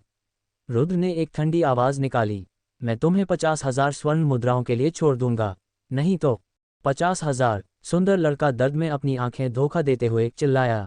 हालांकि जब उसने रुद्र की उदासीन नज़र से मुलाकात की तो वह कांपने के बिना नहीं रह सका। ठीक है, मैं क्षतिपूर्ति के रूप में 50,000 स्वर्ण मुद्राएं देने को तैयार हूं। ठीक है, रुद्र ने हल्का सा सिर हिलाया और बाकी 3 की ओर मुड़ गया। मैं भी क्षतिपूर्ति के रूप में 50,000 स्वर्ण मुद्राएं देने को तैयार हूं। मैं भी। उनमें से 2 ने तेजी से अपने इरादे व्यक्त किए। हालांकि 50,000 स्वर्ण मुद्राओं का नुकसान उन्हें बहुत दर्द दे रहा था। वे ललित की तरह समाप्त नहीं होना चाहते थे, जिसे इस हद तक पीटा गया था कि उसकी अपनी माँ भी उसे पहचान नहीं पाएगी। ये बस बहुत दयनीय था। अब पैसा सौंप दो, रुद्र ने आदेश दिया और अपना हाथ बाहर निकाला। हाँ हाँ। तीनों ने देरी करने की हिम्मत नहीं की और तुरंत अपने जादुई क्रिस्टल कार्ड निकाले। छात्रावास में कौन लड़ रहा है? उसी क्षण एक ठंडी और गुस्से वाली दहाड़ गूंज उठी। छात्रावास में कौन लड़ रहा है? एक कठोर आवाज गूंजी। अपनी पीठ पर बड़ी कुल्हाड़ियों वाले कई हटे कट्टे आदमी गुस्से में छात्रावास के अंदर दाखिल हुए। उन्होंने एक जैसी वर्दी पहनी थी, एक जैसी बर्छी लिए हुए थे और उनकी आंखें एक जैसी शांत और भावहीन थीं। जैसे ही ये लोग दिखाई दिए, उन्होंने एक शक्तिशाली आभा बिखेरी, जिससे सभी के लिए सांस लेना भी मुश्किल हो गया। अचानक एक हटे कट्टे आदमी ने जमीन पर घुटने टेकते हुए ललित बिष्ट की ओर इशारा किया और चिल्लाया, बलदेव, क्या ये तुम्हारा भाई नहीं है? यह क्या? इसे इतनी बुरी तरह क्यों पीटा गया है? बलदेव त्यागी नामक उस हटे कट्टे आदमी ने कोई जवाब नहीं दिया। इसके बजाय उसने गंभीर होकर ललित बिष्ट की ओर देखा। क्या हो रहा है? उसकी आवाज़ अत्यंत ठंडी थी, जिसमें गुस्से के कुछ निशान थे। ओह! ललित बिष्ट ने एक अग्रीव छोटी बहू की तरह दिखाते हुए रुद्र की ओर इशारा किया और चीखा, भाई, इसने मुझ पर हमला किया। मार डालो इस तुच्छ कमीने को। मैं चाहता हूँ यह मर जाए। तुमने मेरे भाई को पीटने की हिम्मत कैसे की? बलदेव की आंखें ठंडी थीं। उसने रुद्र को नुकीली नज़र से देखा। उसकी बर्फीली आवाज़ में भीतर उबल रहे असीमित क्रोध को दबाया गया था। बाकी हटे कट्टे आदमी भी रुद्र को देख रहे थे। उन्हें आश्चर्य हो रहा था। बलदेव अपने छोटे भाई की रक्षा के मामले में एक पागल राक्षस जैसा था। ये बात हर कोई जानता था। इस वजह से अकादमी में कम ही लोग ललित बिष्ट को उकसाने की हिम्मत करते थे। हालांकि किसी ने ऐसा करने की हिम्मत की और वह केवल एक युवा लड़का था। यह अप्रत्याशित था। ये तो बढ़िया है। यह अनुशासन दल है। और वरिष्ठ बलदेव, हम बच गए। हमें कोई पैसा नहीं देना पड़ेगा। दूसरी ओर सुंदर लड़के और 2 बुली, जो पहले ही रुद्र के लिए अपनी जादू क्रिस्टल कार्ड निकाल चुके थे, खुशी से झूम उठे। उन्होंने तुरंत अपने कार्ड वापस खींच लिए। सुंदर लड़के ने रोते हुए कहा, वरिष्ठ बलदेव, आपको हमारा बदला लेना होगा। इस आदमी ने अचानक हमारे छात्रावास में घुसकर ललित बिष्ट को पीटना शुरू कर दिया। हमें नहीं पता कि ललित बिष्ट ने उसे कैसे नाराज किया। ये बहुत ज्यादा है। इसने न केवल ललित बिष्ट को पीटा, बल्कि उसे घुटने टेककर माफी मांगने के लिए भी मजबूर किया। देखो ललित बिष्ट का क्या हाल हो गया है। ठीक कहा, वरिष्ठ। तीनों रूममेट्स फूट फूट कर रो पड़े। उन्होंने रुद्र को एक दुष्ट और टायरनाइजिंग राक्षस के रूप में वर्णित किया जो मरने लायक था, जबकि वे मासूम शिकार थे जिन्होंने हर तरह की शिकायतें और बुलिंग झेली थीं। वास्तव में उन्हें शिकायत करने की कोई ज़रूरत नहीं थी। बलदेव ने पहले ही अपने भाई की दयनीय स्थिति देख ली थी। वह इतना क्रोधित महसूस कर रहा था कि उसके फेफड़े फटने वाले थे। मुझे परवाह नहीं है कि तुम कौन हो या तुम्हारी क्या हैसियत है। चूंकि तुमने मेरे भाई को छूने की हिम्मत की है, मैं तुम्हें आज किए पर पछतावा कराऊंगा। रुद्र अपनी मुस्कान छिपा नहीं पाया। तुम्हारे भाई ने भी यही कहा था अभी। देखो उसका क्या हुआ। कमीने। बलदेव गुस्से से भर गया। ललित बिष्ट की तुलना में कई गुना अधिक शक्तिशाली एक आभा उससे निकली। इसने आसमान को ढक लिया और धरती को घेर लिया और यह रुद्र की ओर तेजी से बढ़ी। उसकी आभा बहुत भयानक थी और सिर्फ उसकी लीक हो रही ऊर्जा तरंगों के दबाव ने यूसुफ, सुंदर लड़के और बाकी लोगों के लिए सांस लेना मुश्किल कर दिया। वे हाँफने लगे। भाई रुद्र, अब हम क्या करें? यूसुफ का चेहरा भयभीत था और उसकी आंखों में निराशा झलक रही थी। अकादमी के एक छात्र के रूप में वह बलदेव के बारे में कैसे नहीं जानता होगा। बलदेव 6ठे वर्ष के मुख्य प्रतिनिधि, अकादमी के अनुशासन दल के कप्तान, महाकुल्हाड़ी अकादमी में सबसे बलवान और उपकुलपति का व्यक्तिगत शिष्य। ये कहना कोई अतिशयोक्ति नहीं होगी कि यूसुफ ने अकादमी में अपने पहले 6 महीने सिर्फ बलदेव की किंवदंतियों को सुनकर बिताए थे। और अब वह अनजाने में इस पौराणिक चरित्र को नाराज कर बैठा था। वह इसे कैसे ठीक कर सकता था? यूसुफ पूरी तरह से निराशा की स्थिति में था। हालांकि उसने उम्मीद नहीं की थी कि रुद्र भयानक बलदेव का सामना करने पर भी शांत और संयमित रहेगा। ऐसा लग रहा था जैसे वह अपने चेहरे पर बह रही हवा का आनंद ले रहा हो, बलदेव को हल्के में ले रहा हो। अपनी आभा से मुझे दबाने की कोशिश कर रहे हो? रुद्र हंसा। तुम अपने निकम्मे छोटे भाई से ज्यादा ताकतवर नहीं हो। मेरे सामने खुद को मूर्ख मत बनाओ। क्या बकवास है, इतनी गुस्ताखी। क्या ये लड़का नया छात्र नहीं है? ये तो हद से ज्यादा पागलपन है। कितना अहंकारी आदमी है, इसने वास्तव में बलदेव से इस तरह बात करने की हिम्मत की। ये तो सरासर पागलपन है। इस छोटे से लड़के के साथ जल्द ही कुछ बुरा होने वाला है। यह मौत को न्योता दे रहा है। बलदेव वास्तव में क्रोधित था। उसने अपना हाथ उठाया और रुद्र को एक थप्पड़ मारा। उसकी गति बिजली जितनी तेज थी, यहाँ तक कि उसकी परछाई भी उसका पीछा नहीं कर पाई। जैसे ही उसकी हथेली रुद्र के सामने दिखाई दी, रुद्र अपनी जगह पर खड़ा रहा, जैसे वह समय पर प्रतिक्रिया करने में असमर्थ हो या डर से जड़ हो गया हो। जैसे ही बलदेव की हथेली उसके चेहरे पर पड़ने वाली थी, रुद्र अप्रत्याशित रूप से गायब हो गया। गायब? बलदेव थोड़ा चकित हुआ। अप्रत्याशित रूप से उसी क्षण उसके पेट से चुभने वाला दर्द अचानक आया। यह इतना दर्दनाक था कि बलदेव लगभग अपनी पिछली रात का खाना उल्टी कर देता। तुम अपने छोटे भाई की तरह ही हो, एक निकम्मे। रुद्र चुपचाप प्रकट हुआ और बलदेव को अपनी हथेली से हल्के से मारा, जिससे वह एक गोली की तरह दूर जा गिरा, जो अभी अभी बंदूक की नली से निकली हो। सभी हक्के बक्के रह गए। अनुशासन दल के हटे कट्टे आदमी, यूसुफ, उसके 4 रूममेट्स और ललित बिष्ट, जो अभी भी जमीन पर घुटने टेक रहा था, सभी ने भयभीत भावों के साथ इस दृश्य को देखा, पूरी तरह से भूल गए कि प्रतिक्रिया कैसे करें। ये तब तक नहीं हुआ जब तक बलदेव जमीन पर जोर से गिरा और एक धीमी दहाड़ नहीं निकाली कि सभी को झटका लगा। ललित बिष्ट ने अपना सिर हिलाया जैसे कि वह पागल हो गया हो। असंभव, यह असंभव है। ये तुच्छ कमीना बड़े भाई को कैसे हरा सकता है? धत तेरे की, ये बहुत ज्यादा है। बलदेव तुरंत हार गया। ये फ्रीक कहाँ से आया? मैंने इसे पहले क्यों नहीं देखा? विशाल कुल्हाड़ियों को ले जाने वाले हटे कट्टे आदमी इतने डरे हुए थे कि उन्हें ठंडा पसीना आ गया। उनकी आंखें रुद्र को देखते हुए आश्चर्य और भय से भरी थीं। बलदेव उनकी महाकुल्हाड़ी अकादमी में सबसे बलवान व्यक्ति था, एक वास्तविक 6ठे दर्जे का योद्धा। जहां तक इस रुद्र की बात है, वह पहले वर्ष के नए छात्र जैसा दिखता था। अपनी कम उम्र के बावजूद वह बलदेव को इतनी आसानी से हराने में सक्षम था। हम खत्म हो गए। हटे कट्टे आदमी चकित थे, जबकि यूसुफ के 3 रूममेट्स घबराए हुए थे। उन्हें इतना पछतावा हुआ कि उनकी आंतें हरी हो गईं। अगर समय को उल्टा जा सकता तो वे कसम खाते कि वे तुरंत रुद्र को अपना जादू क्रिस्टल कार्ड दे देंगे और यहाँ से जितनी दूर भाग सकते थे भाग जाते, कभी भी रुद्र को भड़काना नहीं चाहते। दुर्भाग्य से समय को उल्टा नहीं जा सकता था और इस दुनिया में पछतावे की कोई दवा नहीं थी। उन्होंने अभी अभी रुद्र को नाराज किया था और उन्हें वह सजा भुगतनी होगी जिसके वे हकदार थे। सभी की चौंकी हुई और भयभीत नजरों का सामना करते हुए रुद्र शांत और संयमित था, जैसे कि उसने जो कारनामे किए थे वे मामूली हों। उसने अपना सिर घुमाया और सुंदर लड़के और बाकी लोगों को देखा। आइए हम उस पर फिर से बात शुरू करें जिस पर हम पहले चर्चा कर रहे थे। अब आपका क्या कहना है? हम उनके चेहरे पीले पड़ गए थे क्योंकि वे डर से कांप रहे थे। घबराओ मत, मैं एक सभ्य व्यक्ति हूँ। रुद्र ने अपना हाथ हिलाया और साफ साफ कहा, जब तक तुम मुझे एक संतोषजनक व्याख्या दे सकते हो, मैं तुम्हारे खिलाफ कार्रवाई नहीं करूंगा। तुम एक सभ्य व्यक्ति हो।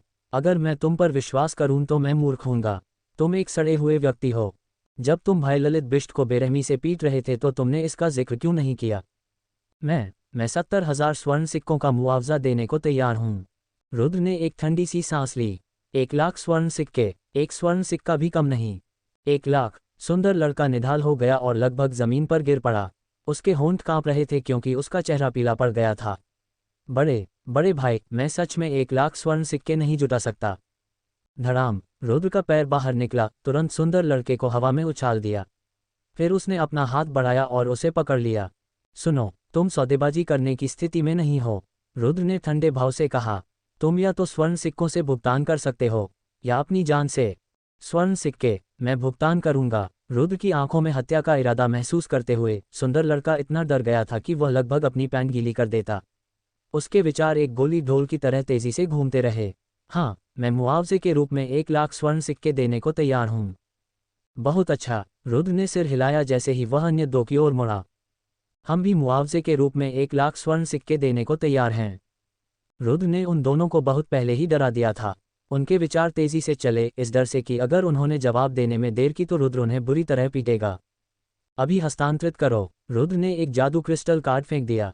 कांपते हुए तीनों ने दुख भरे भावों के साथ हकलाया, बड़े बड़े भाई, हम क्षणिक रूप से इतने सारे स्वर्ण सिक्के नहीं जुटा सकते हैं।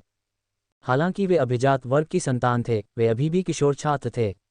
वे इतने सारे स्वर्ण सिक्के कहाँ से लाते? ये तुम्हारी समस्या है, मेरा इससे कोई लेना देना नहीं है। रुद्र ने अपना हाथ हिलाया और अधीरता से कहा, मैं आज रात तुम्हारे छात्रावास में रहूंगा। मैं कल सुबह 3 लाख स्वर्ण सिक्के देखना चाहता हूँ, एक भी सिक्का कम नहीं। हाँ हाँ, उन्होंने दर्दनाक भावों के साथ एक सुर में चिल्लाया। खांसी। भाई, अनुशासन दल के सदस्य अब और सह नहीं पाए। अपनी पीठ पर एक विशाल कुल्हाड़ी लिए एक हटे कट्टे आदमी ने फुसफुसाते हुए कहा, तुम्हें ऐसा नहीं करना चाहिए। अकादमी में जबरन वसूली निषिद्ध है। जबरन वसूली? रुद्र हंसा, फिर उसकी आंखें एक तेज ब्लेड की तरह हटे कट्टे आदमी पर पड़ीं। तुम जो खाते हो उसमें लापरवाह हो सकते हो, लेकिन तुम्हें इस बात का ध्यान रखना होगा कि तुम क्या कहते हो। तुमने मुझे कब जबरन वसूली करते हुए देखा?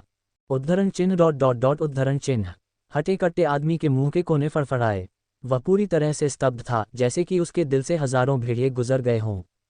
तुमने अभी अभी उन तीनों से जबरन वसूली की। हम पूरे समय तुम्हारे ठीक सामने खड़े थे, और अब तुम इसे झुठला रहे हो। सुनो, ये जबरन वसूली नहीं है, बल्कि मुआवजा है। रुद्र ने यूसुफ की ओर इशारा किया और साफ साफ कहा, पिछले 6 महीनों से वे मेरे दोस्त को तंग कर रहे हैं। वे उसे पीट रहे हैं, डांट रहे हैं और उसे घुटने टेकने, उसके कपड़े धोने और उसे पानी पिलाने के लिए मजबूर कर रहे हैं, बस एक नौकर की तरह। उनके नीच कार्यों ने मेरे दोस्त को अपूरणीय आघात पहुंचाया है। क्या ये थोड़ा सा मुआवजा बहुत ज्यादा है? यह हटे कट्टे आदमी के पास कहने के लिए कुछ नहीं बचा। वह 6ठे वर्ष का छात्र था और मानव जाति का एक आम नागरिक था। वह अकादमी के बदसूरत पक्ष और आंतरिक कलह के बारे में कैसे नहीं जानता होगा। आम नागरिकों को अभिजात वर्ग द्वारा तंग करना और मनुष्यों को नागमानव द्वारा तंग करना बहुत आम घटनाएं थीं। कई आम नागरिक अपनी कमजोर क्षमताओं और खराब पृष्ठभूमि के कारण चुपचाप दुर्व्यवहार सहते थे। इस प्रकार इस तरह का मुआवजा अकादमी में अब तक अनसुना था। फिर भी चूंकि अब किसी ने इसकी मांग की थी, तो ये पूरी तरह से समझ में आता था। तर्क सरल था, चूंकि तुम मुझे तंग करते हो, मैं मुआवजा मांगूंगा। ये सब इस बात पर निर्भर करता है कि किसकी मुट्ठी बड़ी है। अकादमी, जब तक कोई मरता नहीं है, अकादमी को बिल्कुल परवाह नहीं होगी। इसने अभिजात वर्ग और शक्तिशाली छात्रों के अहंकार में योगदान दिया था। उन्होंने बिना किसी हिचकिचाहट के कमजोरों को तंग किया और कोई कसर नहीं छोड़ी। अगर कोई तंग नहीं होना चाहता है या दूसरों को तंग करना चाहता है, तो उन्हें कड़ी मेहनत करनी होगी और बाकी सभी से अधिक बलवान होना होगा। यह महाकुल्हाड़ी योद्धा अकादमी का दर्शन था, जो पृथ्वी पर सबसे जहरीले कीड़े को पालने के अभ्यास के समान था। यह अग्निकुंड जादू अकादमी के संचालन के तरीके से कहीं अधिक बर्बर, लापरवाह और क्रूर था। अगर और कुछ नहीं है तो तुम जा सकते हो। रुद्र ने अपना हाथ हिलाया और निष्कासन का आदेश जारी किया। अनुशासन दल के सदस्यों ने एक दूसरे को देखा। हालांकि उन्हें दुख महसूस हो रहा था, वे कुछ भी करने में असमर्थ थे। रुद्र उनसे अधिक बलवान था और वहां रहना मजाक का पात्र बनने जैसा होगा। इस प्रकार जाना ही बेहतर था। मानव जाति के हटे कट्टे आदमी ने रुद्र पर एक लंबी नजर डाली, इससे पहले कि वह एक चेतावनी फुसफुसाता, भाई आराम से, किसी को मारना मत। फिर वह मुड़ा और अनुशासन दल के साथ चला गया, अचेत बलदेव को अपने साथ ले गया। एक पल में छात्रावास में केवल रुद्र और बाकी लोग ही बचे थे। यूसुफ, दरवाज़ा बंद कर दो। ठीक है। यूसुफ के दरवाज़ा बंद करने के बाद रुद्र ने एक कुर्सी खींची और उस पर बैठ गया। फिर उसने साफ साफ कहा, तुम्हारे पास केवल एक रात है। तुम्हें क्या करना है? मुझे नहीं लगता कि मुझे खुद को दोहराना पड़ेगा, है ना? समझ गए, हम जानते हैं कि हमें क्या करना है। सुंदर लड़के और अन्य दो ने जल्दी से सिर हिलाया और पैसे जुटाने के तरीके सोचने लगे। 1 लाख स्वर्ण सिक्के एक छोटी राशि नहीं थी, यह उन्हें एक बड़ा नुकसान पहुंचाने के लिए पर्याप्त था। बहुत अच्छा ... एक जादुई उड़ने वाला कालीन तेज गति से नीले आकाश को पार कर रहा था। नीचे का दृश्य एक हरा गेहूं का खेत, एक हरा भरा जंगल और घुमावदार नदियां तेजी से गुजरा, छवियों की एक श्रृंखला की तरह, एक सुंदर एनिमेशन बनाते हुए। दक्षिणी भूमि हजारों मील तक उपजाऊ और हरी भरी हरियाली से ढकी हुई थी। तुम्हें वह विशेष दृश्य देखने को नहीं मिला। भाई रुद्र ने ललित बिष्ट को एक झटके, एक मुक्के और एक घुटने से तुरंत अक्षम कर दिया। यह इतना शानदार था कि मैं दंग रह गया। वाह! और कानों को भाने वाली खुशियां आकाश में फैल गईं, एक मधुर ध्वनि में गुंथी हुई। लोगों का ये समूह शहर छोड़ चुका था और गांव वापस अपनी यात्रा पर निकल पड़ा था। वे रुद्र, यूसुफ, आंद्रे और जोना थे, जो सभी सर्दियों की छुट्टी पर थे। भाई रुद्र, तुम इतने कमाल के हो। ठीक कहा, यहाँ तक कि वरिष्ठ बलदेव भी उसका मुकाबला नहीं कर सका। भाई रुद्र, क्या तुम एक जादूगर नहीं हो? तुम्हारा शारीरिक बल इतना मजबूत क्यों है? क्या तुम जादू और मार्शल आर्ट्स के दोहरे कृषक हो? भाई रुद्र, क्या तुमने ये जादुई कालीन खरीदा है? भाई रुद्र।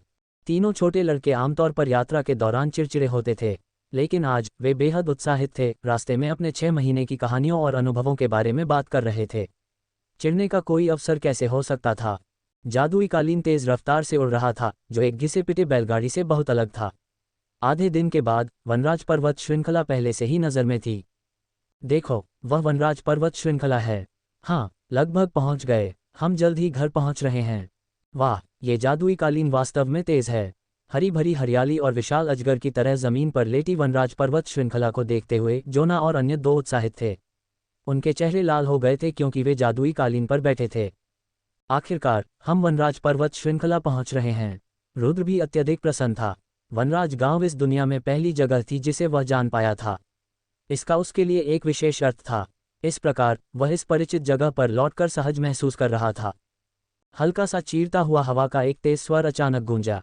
एक तीर, जो 3 मीटर से अधिक लंबा था और बिजली से ढका हुआ था, आकाश को छेदता हुआ बिजली की गति से जादुई कालीन पर चार्ज कर रहा था। ध्यान दो। रुद्र के कान फड़फड़ाए इससे पहले कि उसकी आध्यात्मिक शक्ति फट गई और तीर का पता लगाया। उसने तुरंत जादुई कालीन को बीच हवा में रोक दिया। छपाक, बिजली का तीर जादुई उड़ने वाले कालीन के सामने के हिस्से से गुजरा और आंद्रे की पीठ को छुआ, जो सामने बैठा था। फिर यह आकाश में ऊंचाई पर जा गिरा और आतिशबाजी के एक गोले में फट गया। हे भगवान, आंद्रे को तुरंत ठंडा पसीना आ गया। सौभाग्य से कालीन समय पर रुक गया था, अन्यथा तीर उसके पूरे शरीर को भेड़ के कबाब की तरह छेद देता। 6 रुद्र ने जमीन की ओर देखा और उसकी आंखों में एक ठंडी चमक दिखाई दी। दोनों तरफ ऊंचे पहाड़ और खड़ी पहाड़ियां थीं, जबकि बीच में से केवल एक घाटी गुजरती थी। घाटी के केंद्र में बुरे ढंग से कपड़े पहने डाकुओं का एक समूह पंक्तिबद्ध था, जो चौड़े रास्ते को रोक रहा था। उनके कपड़े फटे पुराने थे और वे एक अव्यवस्थित भीड़ का ही चित्रण थे। वर्तमान में वे सभी एक जादुई बलिस्टर के चारों ओर खड़े थे और उन्होंने हवा में निलंबित जादुई कालीन को उत्साह से देखा। टीएस, एक जादुई कालीन। इस बार हमारा शिकार काफी अमीर होना चाहिए। केवल एक जादुई कालीन की कीमत ही 30,000 स्वर्ण सिक्के है और यह एक छोटे व्यापार कारवां के बराबर है। हे, आजकल इतने बड़े शिकार मिल रहे हैं। हम एक दिन में जो कमाते हैं वह आमतौर पर हम एक महीने में जो कमाते हैं उसके बराबर है। ये पेड़ मैंने लगाया है और यह सड़क मैंने बनाई है। अगर तुम्हें गुजरना है तो अपना पैसा यहीं छोड़ दो। लड़कों, प्रचंड वज्रपात बलिस्टर को लॉन्च करना जारी रखो और उस जादुई कालीन को मेरे लिए नीचे गिराओ। एक जंगली दिखने वाला एक आंखों वाला डाकू एक सींग वाले बादल पर सवार घोड़े पर सवार होकर एक विशाल तलवार लहराते हुए जोर से चिल्लाया। वह अकेले भेड़िया डाकुओं का नेता था, अकेला भेड़िया। हाँ बॉस, डाकुओं ने एक जोरदार जयकार निकाली और जादुई बलिस्टर लॉन्च किया। एक तीव्र और चमकदार बिजली की चमक के साथ एक और 2 से 3 मीटर लंबा बिजली का तीर बाहर निकला, जो सीधे जादुई कालीन की ओर गया। एक जादुई कालीन। हे, अकेला भेड़िया नेता ने अपनी एक आंख में जंगलता की एक झलक के साथ अपने होंठ चाटे। यहाँ उम्मीद है कि आज का शिकार मुझे निराश नहीं करेगा। ये फिर से आ रहा है। हम क्या करें, बड़े भाई रुद्र? अत्यधिक भयभीत तीनों के चेहरों से खून उतर गया क्योंकि उन्होंने तेजी से अपनी ओर आते हुए बिजली के तीर को डर से देखा। अगर यह उन्हें मारता है, भले ही वे चाकू मारकर मारे जाने से बचने के लिए भाग्यशाली थे, वे इतनी ऊंचाई से गिरने के बाद भी टुकड़ों में बिखर जाएंगे। वे फिर भी एक भयानक मौत मरेंगे। फिर भी ये डाकू हैं। रुद्र जादुई कालीन पर ऊंचा और गर्वित खड़ा था, अपने हाथ के एक आकस्मिक लहर के साथ एक बिजली की ढाल जो उज्ज्वल और चमकदार चमकती थी, चुपचाप दिखाई दी और जादुई कालीन के चारों ओर लपेट गई। धूम! बिजली का तीर बिजली की ढाल के खिलाफ जोर से लगा। एक मंद धमाका गूंजा और बिजली की ढाल हिंसक रूप से हिलने लगी, जो टूटने के संकेत दिखा रही थी। हालांकि अजीब बात यह थी कि यह अंततः मजबूती से खड़ा होने में कामयाब रहा। बिजली के तीर ने धीरे धीरे अपनी सारी ऊर्जा समाप्त कर दी और अंत में चलना बंद कर दिया। क्या? अकेला भेड़िया हैरान था। प्रचंड वज्रपात बलिस्टर में आश्चर्यजनक शक्ति है और यह सीधे 5वें दर्जे के विशेषज्ञ को गोली मारकर मार सकता है, फिर भी यह उस बिजली की ढाल को भेद नहीं पाया। क्या ऐसा हो सकता है कि वह सुरक्षात्मक ढाल 5वें दर्जे से उच्च एक जादुई ढाल है? 5वें दर्जे के मंत्र का तुरंत विमोचन। धत्तेरे की बहुत अधिक संभावना है कि हमारा शिकार एक महान 9वें दर्जे का जादूगर है। अकेले भेड़िया का चेहरा नाटकीय रूप से बदल गया। उसने चिल्लाया, पीछे हटो, जल्दी करो और पीछे हटो। जैसे ही उसने बात की, उसने अपने नीचे सींग वाले बादल पर सवार घोड़े को बुरे तरीके से कोड़े मारे। वह प्रचंड वज्रपात बलिस्टर पर दौड़ गया और शक्तिशाली गड़गड़ाहट क्रॉसबो को रखा। फिर वह अपने घोड़े पर सवार होकर भाग गया, एक कदम भी धीमा होने से डरता था। बॉस बॉस को क्या हुआ? अपने नेता को अचानक अपनी जान के लिए भागते हुए देखकर डाकुओं का पूरा समूह घबराया हुआ लग रहा था। जब सब कुछ ठीक था तो उनका नेता क्यों पीछे हट रहा था? निकम्मों का एक समूह, तुरंत पीछे हटो! अकेला भेड़िया गुस्से से चिल्लाया। ठीक है, ठीक है। ये तभी था जब डाकुओं ने पीछे हटना शुरू कर दिया। हालांकि बहुत देर हो चुकी थी। गुनगुनाहट, गुनगुनाहट। कई 100 मीटर के दायरे में सभी गड़गड़ाहट तत्व तेजी से अभिसरण हुए और तुरंत 10 वज्र अजगर बनाई जो 30 मीटर से अधिक लंबे थे। उनकी बिजली की खालें चमकदार और चमकदार चमकती थीं और उनके विशाल शरीर विशद और जीवन के लिए सच्चे दिखते थे। वे आकाश में तैरते थे, एक भयानक आभा दे रहे थे जिसने लोगों के दिलों को डर से तेजी से धड़काया। धत तेरे की! अकेला भेड़िया की पलक हिंसक रूप से फड़फड़ाई क्योंकि उसने आकाश में शक्तिशाली भयानक आभा को देखा। उसके दिल को डर और निराशा ने भर दिया। छठे दर्जे का मंत्र! ये निश्चित रूप से छठे दर्जे के मंत्र की शक्ति है। छठे दर्जे के मंत्र का तुरंत विमोचन। हे भगवान, मैंने किसको नाराज किया है? वज्र अजगर, भूमि! 10 वज्र अजगर चिल्लाए और दहाड़े जैसे ही वे आकाश से नीचे उतरे।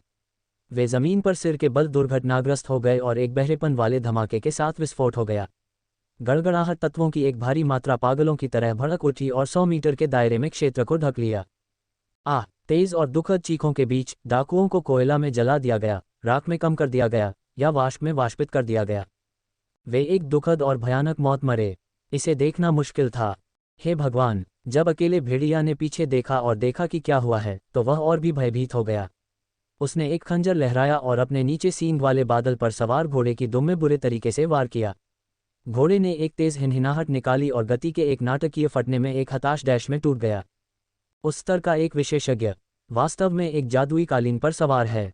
क्या वह सिर्फ दूसरों को धमकाने के लिए बाहर नहीं है? अकेला भेड़िया क्रोधित था और पछतावे से भरा था। जादुई कालीन कम श्रेणी के उड़ान उपकरण थे जिनका उपयोग केवल निम्न स्तर के जादूगर ही करते थे। उच्च स्तर के जादूगर उन पर पूरी तरह से अपनी नाक मोड़ लेते थे। इसलिए उसने उन्हें जादुई कालीन से लूटने की हिम्मत की थी। उसने कभी कल्पना भी नहीं की थी कि चीजें उसकी अपेक्षाओं से पूरी तरह से बाहर हो जाएंगी। मैं इस बार एक दीवार से टकरा गया हूँ। अकेला भेड़िया इतना पछतावा से भरा हुआ था कि वह अपनी छाती पीट रहा था, लेकिन वह केवल हताश होकर भाग सकता था। भागना! क्या तुम्हें लगता है कि तुम सफलतापूर्वक भाग सकते हो? रुद्र शांति से मुस्कुराया और अपनी उंगलियों को हल्के से चटकाया। गड़गड़ाहट तत्व अभिसरण हुए और चुपचाप एक बिजली का भाला बनाया। जाओ! रुद्र के एक नर्म आदेश के साथ 3 मीटर लंबा बिजली का भाला हवा को छेदता हुआ और बिजली की गति से अकेले भेड़िया की ओर भागा। इसने अकेले भेड़िया की पीठ को छेद दिया और उसकी छाती से बाहर निकल आया। अकेला भेड़िया ने एक भयानक चीख निकाली क्योंकि गति ने उसे बाहर फेंक दिया। वह सड़क के किनारे झाड़ियों में गिर गया। किसी को नहीं पता था कि वह जिंदा है या मर चुका है। बड़े भाई रुद्र, तुम इतने कमाल के हो! जोना, यूसुफ और आंद्रे हैरानी से चकित थे। उन्होंने रुद्र की पीठ को देखा। उनकी आंखें उज्ज्वल और टिमटिमाते छोटे सितारों से भरी थीं। अगर तुम लोग अच्छी तरह से खेती करते हो तो तुम लोग भी ऐसा कर सकते हो। रुद्र ने उनकी ओर मुस्कुराया। फिर उसने जादुई कालीन को नीचे उतारा। जब तक वह अकेले भेड़िया के ठीक सामने पहुंचा, तब तक दुर्गुणों से भरा डाकू नेता पहले से ही मौत के कगार पर था और अपनी आखिरी सांस पर था। ये स्पष्ट था कि वह इसे बनाने वाला नहीं था। हालांकि जब उसने जादुई कालीन पर खड़े रुद्र के 4 लोगों के समूह को देखा, तो उसकी आंखें गुस्से में बड़ी और गोल हो गईं और उसकी आंखों में अविश्वास भर गया। तुम सब नहीं हो! इससे पहले कि वह खत्म कर पाता, अकेले भेड़िया का सिर एक तरफ गिर गया और उसने सांस लेना बंद कर दिया। हालांकि उसकी आंखें बड़ी और गोल थीं, एक स्पष्ट संकेत है कि वह शांति से नहीं मरा था। उसने सोचा था कि वह सुपर विशेषज्ञों से टकरा गया है, लेकिन उसने कभी उम्मीद नहीं की होगी कि जिन्होंने उसके अकेले भेड़िया डाकुओं का सफाया किया और उसे मार डाला, वे वास्तव में 4 छोटे बच्चे होंगे। वह व्यावहारिक रूप से शांति से नहीं मरा था। बड़े भाई रुद्र, क्या वह आदमी मर गया है? रुद्र के पीछे छिपकर जोना और अन्य 2 ने सावधानी से अपना सिर बाहर निकाला। उनके छोटे चेहरे पीले थे। हाँ, वह मर गया है। रुद्र ने सिर हिलाया और जादुई कालीन से नीचे उतरा। उसकी आंखें तुरंत अकेले भेड़िया के बाएं हाथ पर पड़ीं और उसने अपनी बाईं अनामिका पर एक कांस्य रंग की अंगूठी देखी। रुद्र ने अंगूठी को उंगली से उतार दिया और उसमें आध्यात्मिक शक्ति भर दी। वह एक बार में हंस पड़ा। लगता है मैं सही था। ये वास्तव में एक स्थानिक अंगूठी है। एक स्थानिक अंगूठी, वह खजाना जिसके लिए रुद्र ने लंबे समय तक तरसा था। बस ये बहुत महंगा था, इसलिए वह केवल आहें भर सकता था और इसे लंबे समय तक देख सकता था। हालांकि जब रुद्र ने अभी अभी अपनी आंखों के सामने प्रचंड वज्रपात बलिस्टर को गायब होते देखा था, तो उसने अनुमान लगाया था कि डाकुओं के इस समूह के पास शायद स्थानिक उपकरण हैं। ऐसा लग रहा था कि उसका अनुमान सही था। मैंने एक को ढूंढने के लिए इतनी परेशानी उठाई, अंत में इसे प्रयास के बिना प्राप्त किया। ये 50 घन मीटर से अधिक क्षेत्र वाली एक स्थानिक अंगूठी है। मैंने इस बार बड़ा हाथ मारा है। अंदर वास्तव में इतनी सारी चीजें हैं। रुद्र की मानसिक दृष्टि में कई वस्तुएं तैर रही थीं। स्वर्ण सिक्कों के ढेर, जादूकोर के ढेर, गहनों के ढेर थे। चीजों की क्या चकाचौंध भरी सरणी है। चीजों की क्या विस्तृत विविधता है। उन्होंने लगभग रुद्र को अंधा कर दिया। मैंने वास्तव में इस बार बड़ा हाथ मारा है। रुद्र की आंखें तेज चमक उठीं।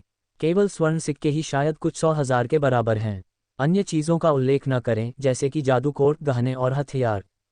हमारे पूर्वज झूठ नहीं बोलते। वास्तव में घोड़े वास्तव में रात में खिलाए बिना मोटे नहीं होते हैं, और लोग वास्तव में अपेक्षित लाभ के बिना अमीर नहीं होते हैं। रुद्र और बाकी सब डाकुओं का सफाया करने के बाद घर की ओर अपनी यात्रा पर निकल पड़े। जोना और बाकी दोनों लगातार बातें कर रहे थे। रुद्र को देखते हुए उनकी आंखें श्रद्धा और मूर्ति पूजा से भरी थीं। उन्होंने जो कुछ भी कहा उसे एक वाक्य में संक्षेप में प्रस्तुत किया जा सकता था। बड़े भाई रुद्र, तुम बहुत शानदार हो। रुद्र ने मुस्कान के साथ जवाब दिया, अगर तुम लोग अच्छी तरह से खेती करते हो तो तुम भी भविष्य में उतने ही शक्तिशाली हो जाओगे। फिर उसने चुपके से स्थानिक अंगूठी में रखे सभी स्वर्ण सिक्के सिस्टम में जमा कर दिए, जिससे उसकी संपत्ति 3 लाख स्वर्ण सिक्कों से बढ़ गई। उसमें जो पहले से था उसे जोड़कर अब उसके पास कुल 4,80,000 स्वर्ण सिक्के थे। इसमें स्थानिक अंगूठी के अंदर जादूकोर, गहने, हथियार और अन्य चीजें शामिल नहीं थीं। अगर वह उन खजानों को बेच देता है तो वह एक और बड़ी राशि कमाएगा। मैंने इस बार वास्तव में बड़ा हाथ मारा है। रुद्र ने स्थानिक अंगूठी को अपनी उंगली से छुआ, एक बड़ी विंडफॉल प्राप्त करने की सुखद अनुभूति का आनंद ले रहा था। वह इतने शानदार मूड में था कि उसकी नाक पर व्यावहारिक रूप से झूमने वाले बुलबुले बन रहे थे। बेशक सबसे बड़ा लाभ अभी भी यह स्थानिक अंगूठी है, जिसकी कीमत कई लाख स्वर्ण सिक्के है। स्थानिक अंगूठी की कार्यक्षमता के बारे में कोई संदेह नहीं था। इसके साथ रुद्र अब बिना किसी आरक्षण के अपने दिल की सामग्री के लिए जादुई जानवरों का शिकार कर सकता था। हालांकि 50 घन मीटर की जगह विशेष रूप से विशाल नहीं थी, फिर भी ये बहुत सारे जादूकोर को संग्रहित करने के लिए पर्याप्त थी। रुद्र का मन पहले ही वनराज वन तक भटक चुका था। वह लगभग चरम पर था, क्योंकि उसने शिकार करने और जादुई जानवरों को मारने, जादूकोर इकट्ठा करने और एक बड़ी विंडफॉल बनाने के बारे में कल्पना की थी। जादुई कालीन बहुत तेज था। 2 घंटे की उड़ान के बाद वे अंततः वनराज गांव लौट आए। हालांकि उनकी आंखों के सामने का दृश्य उन चारों को एक बड़ा झटका लगा। एक वन्य पशु ज्वार फिर से हो रहा था। सभी पहाड़ों और मैदानों पर वन्य पशु उमड़ते हुए टॉरेंट्स में इकट्ठे हुए और गरजते बादलों के एक समूह की तरह वनराज गांव की ओर भागे। ऐसा लग रहा था जैसे वे वन्य पशुओं के टॉरेंट्स के भीतर छोटे से वनराज गांव को डुबोना चाहते हों। गांव की दीवारों के ऊपर दर्जनों युवा वयस्क खड़े थे। उनकी आंखें भय और निराशा से भरी थीं। ये युवा वयस्क कप्तान बलवान के नेतृत्व में गार्ड की टीम थे। वनराज गांव के सदस्यों के रूप में वे अक्सर वन्य पशु ज्वार के खिलाफ लड़ते थे, इसलिए उनमें से हर कोई एक अनुभवी योद्धा था। विशिष्ट वन्य पशु ज्वार उन्हें बिल्कुल भी हैरान नहीं करते थे। हालांकि इस बार वन्य पशु ज्वार ने सभी को अविश्वसनीय रूप से निराशा महसूस कराए। ये क्यों हुआ? बलवान दीवारों के शीर्ष पर खड़ा था, दर्जनों जादुई जानवरों को घूर रहा था जो वन्य पशु ज्वार टॉरेंट से घिरे हुए थे। निराशा के अलावा उसके चेहरे पर अभी भी केवल निराशा थी। चौथे दर्जे का जादुई जानवर लौह कवच गैंडा, तीसरे दर्जे के जादुई जानवर पर्वत फाड़ पेंगोलिन और रक्त धब्बेदार सांप, दूसरे दर्जे के जादुई जानवर नीला आकाश सांप, सफेद कछुआ, स्वर्ण कवच बिच्छू, कांटेदार चूहा, दलदल अजगर कछुआ, रक्त दांत सुअर, विशालकाय सींग वाला भरिंग और पवन भेड़िया राजा। एक चौथे दर्जे का जादुई जानवर, 2 तीसरे दर्जे के जादुई जानवर, 8 दूसरे दर्जे के जादुई जानवर, अनगिनत पहले दर्जे के जादुई जानवर। उनकी भयानक लाइनअप को देखते हुए वे उनके खिलाफ कैसे लड़ने वाले थे? उनके पास जीतने की एक भी उम्मीद नहीं थी। क्यों? वन्य पशु ज्वार में इस बार इतने सारे जादुई जानवर क्यों हैं? बलवान नहीं समझा। वनराज गांव वनराज वन के बाहरी किनारों पर स्थित था। आमतौर पर अगर वे एक पहले दर्जे के जादुई जानवर से टकराते हैं तो उन्हें पहले से ही विशेष रूप से दुर्भाग्यशाली माना जाएगा। इस बार लौह कवच गैंडा जैसे एक उच्च श्रेणी के जादुई जानवर क्यों दिखाई दिए? इसका कोई मतलब नहीं था। हालांकि ये कितना भी बेतुका क्यों न हो, लौह कवच गैंडा अंततः दिखाई दिया था और उसने जादुई जानवर के मातहतों के एक समूह का नेतृत्व भी किया था ताकि एक पहले कभी न देखे गए वन्य पशु ज्वार को लॉन्च किया जा सके। वनराज गांव वर्तमान में एक अभूतपूर्व आपदा का सामना कर रहा था। कप्तान, हमें क्या करना चाहिए? गार्ड डर से कांप रहे थे, यहाँ तक कि उनकी आवाज़ें भी कुछ हद तक हिल रही थीं। वन्य पशु ज्वार के पैमाने ने उन सभी को हैरान और भयभीत कर दिया था। हम केवल स्थिति के अनुसार जो भी समाधान कर सकते हैं उसे अपना सकते हैं। कप्तान बलवान ने धीरे धीरे सांस छोड़ी। उसने कहा, हमारे पीछे हमारा घर और हमारा परिवार है। हमारे पास लड़कर मरने के अलावा कोई और विकल्प नहीं है।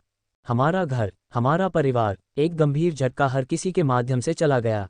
उनकी आंखों में डर धीरे धीरे फीका पड़ गया, जिसे निरपेक्ष संकल्प और उन्माद से बदल दिया गया। कप्तान सही कह रहे हैं, हमारे पास कोई और विकल्प नहीं है। हम केवल एक ही काम कर सकते हैं, वह है लड़कर मरना। अगर तुम हमारे परिवारों को चोट पहुंचाना चाहते हो तो तुम्हें इसे हमारी मृतदेहों पर करना होगा। लड़कर मरना, लड़कर मरना। दहाड़। इस क्षण पृथ्वी को हिला देने वाली क्रोध की दहाड़ उन तक पहुंची। वन्य पशु ज्वार के बीच में लौह कवच गैंडा भयंकर रूप से आकाश में दहाड़ता है, हमले के लिए वन्य पशु ज्वार के लिए संकेत लॉन्च करता है। हाउल, फुफकार, भौंकना, रंभाना, मैं, सभी वन्य पशुओं ने अपनी भयंकर चीखों के साथ जवाब दिया। टॉरंस की ध्वनि तरंगें एक में अभिसरण हुई, जैसे कि पूरे आकाश में एक विस्फोटक गड़गड़ाहट गूंज रही हो। दहाड़। जैसे ही एक और भयंकर दहाड़ गूंजी, भूमि के हर इंच को ढंकने वाले वन्य पशुओं के टॉरंस भयानक ज्वार की लहरों में बदल गए और वनराज गांव की ओर बढ़ गए। दर्जनों जादुई जानवरों ने नेतृत्व किया और बेशर्मी से जादू हमले लॉन्च किए। चट्टान की गोलियां, पानी के तीर, हवा के ब्लेड, लकड़ी के कांटे, बिजली की चमक। पहले दर्जे और दूसरे दर्जे के जादू हमले जिन्होंने भूमि के हर विस्तार को ढंक दिया, तलवारों की एक घनी और भरी हुई बारिश बनाई जिसने एक कुचलने वाली गति में स्वॉर्म किया। इसे देखकर हर किसी ने निराशा के भाव पहने थे। गांव की दीवारें लकड़ी की बनी थीं, वे इस पैमाने के जादू हमलों का विरोध कैसे करने वाले थे? इसके अलावा उनमें से अधिकांश योद्धा भी नहीं थे। वे हमलों का विरोध कैसे करने वाले थे? ये कैसे हो गया? कप्तान, हमें क्या करना चाहिए? हे मेरे अजगर देवता, हम खत्म हो गए। बलवान ने अपने दिल में सारी उम्मीद खो दी। वह केवल असहाय रूप से देख सकता था क्योंकि जादू हमले पास आ रहे थे, अंततः पूरी तरह से उसकी दृष्टि की सीमा पर कब्जा कर रहे थे। वह जानता था कि सब कुछ खत्म हो गया था। इस तरह के भयानक जादू हमलों के खिलाफ गांव की दीवारें मलबे में बदल जाएंगी और हर कोई नष्ट हो जाएगा। भान। हालांकि जैसे ही जादू हमलों की बारिश उतरने वाली थी, घटनाओं का एक अप्रत्याशित मोड़ आया। एक पारदर्शी चांदी की चमक चुपचाप दिखाई दी और तुरंत गांव की दीवारों के शीर्ष पर फैल गई। धूम, धूम, धूम। जादू हमलों की घनी और भरी हुई बारिश चांदी की चमक के खिलाफ दुर्घटनाग्रस्त हो गई, जिससे शानदार और चमकदार आतिशबाजी का एक विस्फोट हुआ। वह सबकी आंखें चौड़ी हो गईं। एक जादू की ढाल। बलवान ने हैरानी से चिल्लाया। बलवान गलत नहीं था, ये वास्तव में एक जादू की ढाल थी। गड़गड़ाहट वाले विस्फोटों के बीच चांदी की चमक ने सभी हमलों का पूरी तरह से विरोध किया, कम से कम क्षतिग्रस्त। सभी जादू तत्व भंग हो गए। धुएं की लहरें फीकी पड़ गईं। गांव की दीवारें अक्षतिग्रस्त और बरकरार थीं। हर कोई सुरक्षित और स्वस्थ था। इसने हमलों को रोकने में कामयाबी हासिल की। गार्ड की आंखों में एक स्तब्ध नज़र थी। ये कौन था? जादू की ढाल किसने लॉन्च की थी? बलवान ने अपने चारों ओर देखा।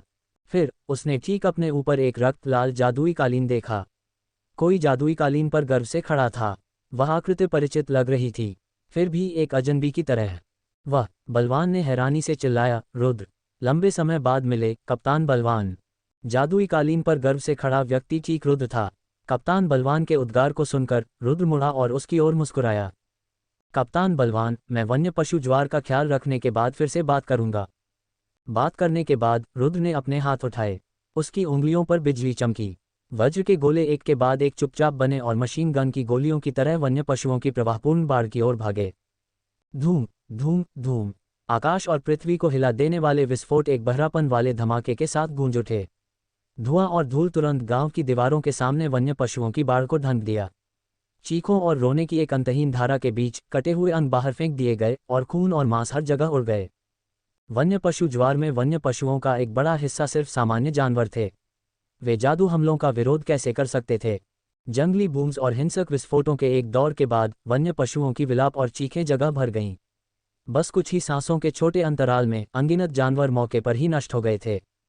इस भयानक दृश्य ने अन्य वन्य पशुओं को बुरी तरह से डरा दिया। वे डर के मारे भागने लगे। वे वनराज गांव पर हमला करने की हिम्मत कैसे करेंगे? दहाड़। इसने वन्य पशु ज्वार के बीच में लौह कवच गैंडा को बहुत क्रोधित कर दिया। उसने सचेत और घबराए हुए वन्य पशुओं को दबाने के लिए कई दहाड़ें निकालीं। फिर कुछ और दहाड़ों के साथ उसके आसपास के दर्जनों जादुई जानवर चलने लगे। पर्वत फाड़ पेंगोलिन, रक्त धब्बेदार सांप, नीला आकाश सांप आदि गुस्से से दहाड़े क्योंकि उन्होंने भयंकर गति के साथ आगे बढ़ना शुरू कर दिया। उनकी आंखें लाल चमक गईं, जैसे कि वे जादुई कालीन पर खड़े रुद्र को टुकड़ों में फाड़ देना चाहते हों। क्या शर्म की बात है कि जो उनका इंतजार कर रहा था वह बिजली के भालों की एक बारिश थी जिसने भूमि के हर विस्तार को ढंक दिया था। छपाक छपाक, हड्डी से मांस छीनने की आवाज़ों के बीच पर्वत फाड़ पेंगोलिन, रक्त धब्बेदार सांप, उन सभी को बिजली के भालों द्वारा घोंपकर मार दिया गया। जब तक वे जादुई कालीन के नीचे तक पहुंचे तब तक वे सभी मर चुके थे। यह बलवान और गार्ड पूरी तरह से चकित थे। हेडफोन तो दोस्तों, ये थी सुप्रीम एट्रीब्यूट सिस्टम के एपिसोड 81 से 95 तक की पूरी कहानी। उम्मीद है आपको ये फैंटेसी और सिस्टम वर्ल्ड की जर्नी पूरी तरह पसंद आई होगी। फायर अगर कहानी ने आपको भी रोमांचित किया हो तो कमेंट में ज़रूर बताइए। मैं भी बनना चाहता हूँ सुप्रीम एट्रीब्यूट मास्टर। बाइसेप्स 1 आगे आने वाले एपिसोड्स में कहानी और भी ज़्यादा धमाकेदार और शक्तिशाली मोड़ लेने वाली है, तो बने रहिए हमारे साथ सिर्फ एसी नॉवल वर्ल्ड पर। सुनिए, महसूस कीजिए और खो जाइए सुप्रीम एट्रीब्यूट सिस्टम की दुनिया में। लाउडस्पीकर चैनल को लाइक, शेयर और सब्सक्राइब करना मत भूलिएगा। आपका सपोर्ट ही हमें और शानदार और शक्तिशाली कहानियाँ लाने की ताकत देता है। डिजी